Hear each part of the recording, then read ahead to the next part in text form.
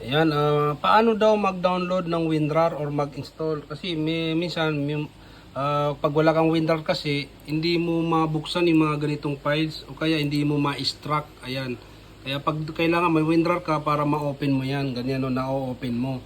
Kaya yun, tuturo natin sa video na to paano mag-download. Ayan, madali lang. Punta lang po kayo sa Google Chrome nyo. Ayan, kahit anong Google yan, Firefox or Chrome. Ayan, type nyo lang dito yung halimbawa ito, WinRAR free or WinRAR download. Ayan, pag nandito na kayo, yung pinakauna, ayan, WinRAR, click nyo yan. Ayan, pag nandito na kayo, ayan, 64-bit, na-detect niya, naka 64-bit ako. Kaya pagka 32-bit kayo, maghanap lang kayo ng 32-bit dyan. Kaya halimbawa ito, minsan may bayad to, pero ignore nyo lang yung bayad. Kasi ang kailangan lang natin makapag-extract. Kaya minsan may bayad, ignore nyo lang, X nyo lang yun. Huwag nyo intindihin. Ang mahalaga, makapag-extract kayo. Pwede naman halimbawa, nakapag-install na kayo ng WinRAR. Tapos nakapag-reset na kayo or na-extract nyo na yung kailangan yung i-extract. Pwede nyo uninstallin lang ulit. Ganun lang po yan. Tapos kapag gagamit kayo ulit, install nyo lang ulit para yung free lang yung nagagamit natin. Halimbawa ito na mayroon na, ayan, double click natin.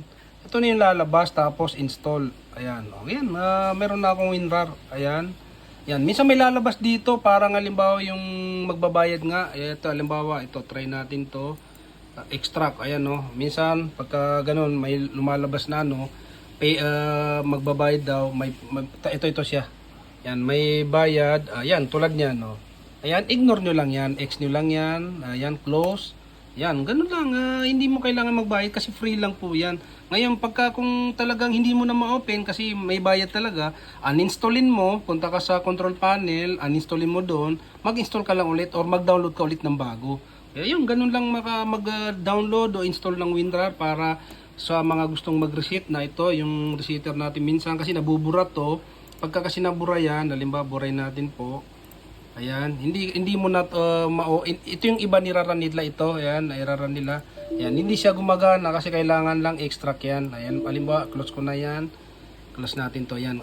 Extract natin, extract here, hindi siya extract files, extract here na lang para dito na siya mismo mag-extract. Ayan, lalabas yung adjustment program. Tapos yan, pag kinlik ko yan, ayan na, yung resetter natin. Kaya yung ganun lang siya, ganun lang mag-install or mag-download ng WinRAR. Huwag niyo pong kalimutan i-like, i-share ang ating video. Maraming salamat.